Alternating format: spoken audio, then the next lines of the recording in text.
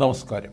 ആഗോള സമാധാനത്തിനും സമൃദ്ധിക്കും വേണ്ടിയുള്ള ഇന്ത്യയുടെ ദീർഘകാല പ്രതിബദ്ധത ഊന്നിപ്പറഞ്ഞ പ്രധാനമന്ത്രി നരേന്ദ്രമോദി വിയന്നയിലെ ഇന്ത്യൻ പ്രവാസികളെ അഭിസംബോധന ചെയ്തുകൊണ്ട് ഇന്ത്യ ലോകത്തിന് നൽകിയത് ബുദ്ധനെയാണ്, യുദ്ധമല്ലെന്ന് പ്രസ്താവിക്കുകയുണ്ടായി.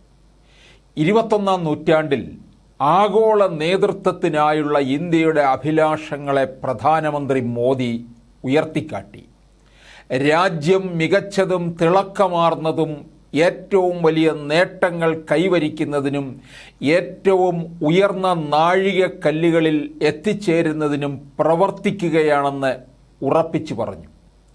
ആയിരക്കണക്കിന് വർഷങ്ങളായി ഞങ്ങളുടെ അറിവും കഴിവും പങ്കിടുന്നു.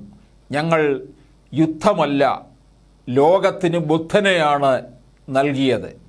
ഇന്ത്യ എല്ലായ്പ്പോഴും സമാധാനവും സമൃദ്ധിയും നൽകി. അതിനാൽ ഇന്ത്യ അതിനെ ശക്തിപ്പെടുത്താൻ പോകുകയാണ്.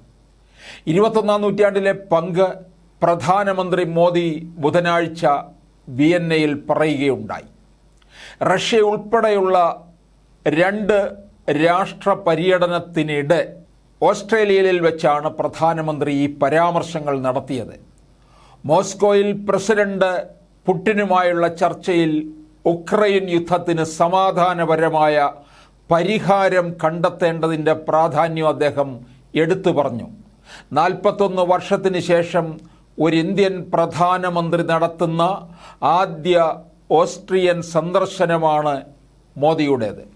സന്ദർശനത്തെ അർത്ഥവത്തായ ഒന്നായി അദ്ദേഹം പരാമർശിച്ചു. ഈ നീണ്ട കാത്തിരിപ്പ് ഒരു ചരിത്ര സന്ദർഭത്തിൽ അവസാനിച്ചു. ഇന്ത്യയും ഓസ്ട്രിയയും അവരുടെ സൗഹൃദത്തിൻ്റെ 75 വർഷം ആഘോഷിക്കുകയാണ്. ഇന്ത്യയും ഓസ്ട്രിയയും ഭൂമിശാസ്ത്രപരമായി 2 വ്യത്യസ്ത അറ്റങ്ങളിലാണ്.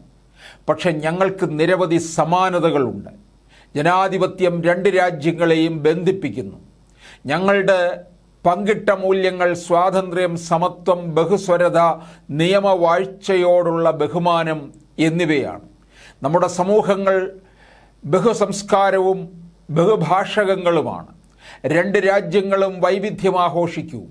ഈ മൂല്യങ്ങൾ പ്രതിഫലിപ്പിക്കാനുള്ള വലിയ മാധ്യമമാണ് തെരഞ്ഞെടുപ്പുകൾ എന്നാണ് പ്രധാനമന്ത്രി പറഞ്ഞത്.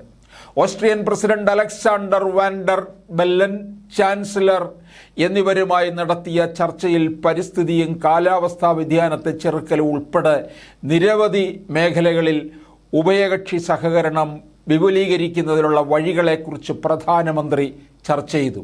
ഉക്രൈൻ സംഘർഷവും പശ്ചിമേഷ്യയിലെ സ്ഥിതി ഉൾപ്പെടെ ലോകത്ത് നിലനിൽക്കുന്ന തർക്കങ്ങളെക്കുറിച്ചും അദ്ദേഹം 2 രാജ്യങ്ങളുമായി ചർച്ച ചെയ്തു.